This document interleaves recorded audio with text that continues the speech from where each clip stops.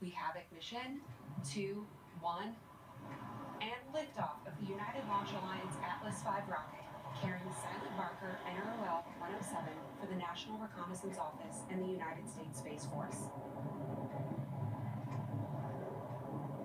SRB chamber pressures continue to climb up. We have entered our first throttle bucket for the RD-180.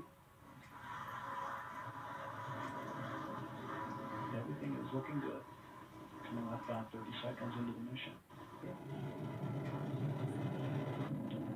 Approximately 10 seconds, we'll be throttling down for SRB burnout.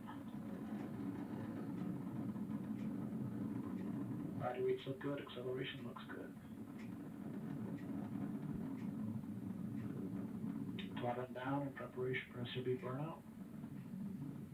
You are hearing the voice of Rob Gannon providing launch vehicle ascent data. SRBs are rolling off.